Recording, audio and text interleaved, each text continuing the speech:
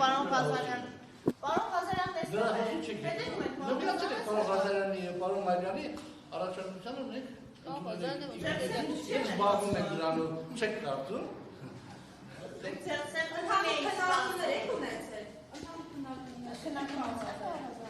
Չէ, տենց առանձին մեր նախաձեռնությունից հետո հանդիպում չի եղել, պարզապես ես պարոն Աղազյանի ասելուց հասկացա, որ իրենք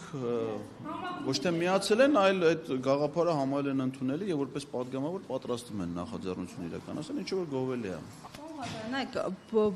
ասպարեզներում ձախողումների մասին բազմաթիվ բարձրաձայնումներ են լինում իշխանությունների կողմից։ Հիմա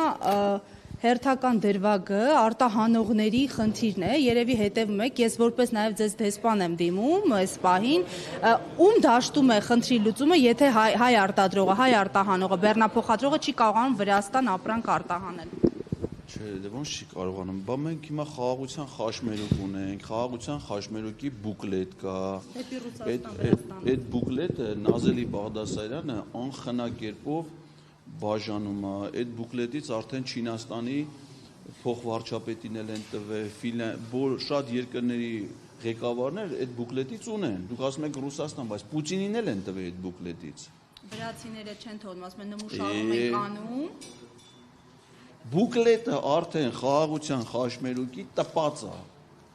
լամինացված, սիրուն, բաժանել են բոլորին, դուք ասում եք հայ արտահանողները ոնց կարան խնդիր ունենան։ Բայց ձեզ հայ-վրացական հարաբերություններում այսօր ամեն ինչ չի, որ հարթ է, որ այսպիսի խնդիրների է բախվում երրորդ երկրով տարանցում կատարող Հայաստանի Հանրապետության։ Դա ոչ միայն տարանցիկ խնդիրներ են, ամեր արտահանողները լուրջ խնդիրների են բախվում եւ առաջիկայում բախվելու են նաեւ տարբեր ուղղություններով։ Նայեք, Միացյալ Նահանգները կիրառեց լրացուցիչ մաքսատուրք, ինչը որ առանց այդ ոչ մեծ ծավալի ապրանքների արտահանման իմաստով խնդիրներ առաջանալու։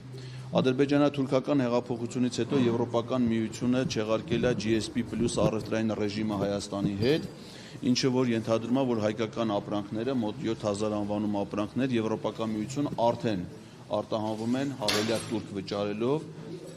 բացասաբար անդրադառնալով նրանց ինքնարժեքի վրա եւ դրանից հետո դեպի Եվրոմիություն հիմնական արտահանման նկատի ունեն պարենային վերամշակվող ապրանքների արտահանման ծավալները կտրուկ ընկել է մի քանի անգամ։ Խնդիրներ էին առաջանում Ռուսաստանի հետ տարբեր ապրանքների հետ կապված, հələ Ռուսաստանը ոնց որ թե դեռևս ավելի մեղմ վերաբերվում, բայց այդ Եվրաքվե նախաձեռնության արդյունքում ընդունված այդ դեկլարատիվ օրենքից հետո Ռուսաստանի եւ փոխվարչապետը եւ երկու փոխարտգործնախարարներ արդեն հայտարարել են, որ այդ օրենքի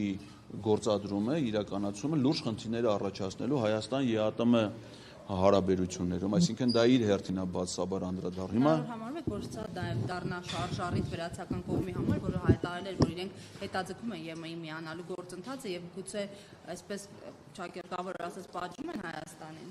Չեմ կարծում, որ Վրաստանը Հայաստանի բարեկամ երկիր է եւ չեմ կարծում, որ իրենք հատուկ Հայաստանի հանդեպ ընդգծված բացասական քաղաքականություն վարեն, այլ բան է, որ այդ քաղաքականությունը կարող է պայմանավորված լինի մեր իշխանությունների անգործությամբ։ Տեսեք, ընդամենը մի քանի օր առաջ էր Վրաստանի նախագահը պաշտոնական այցով գտնվում Հայաստանում եւ պարզա, եթե այդպիսի խնդիրներ են առաջացել, այդ խնդիրները մեկ պահում չեն առաջանում, չէ՞, դրանք որոշակի նախապատմություն ունեն։ Իսկ պաշտոնական այցերը հենց դրա համար են, որպեսզի այդպիսի խնդիրները բարձրաձայնվեն, քննարկվեն, դրան շուրջ ձեռքբերվեն պայմանավորվածություններ։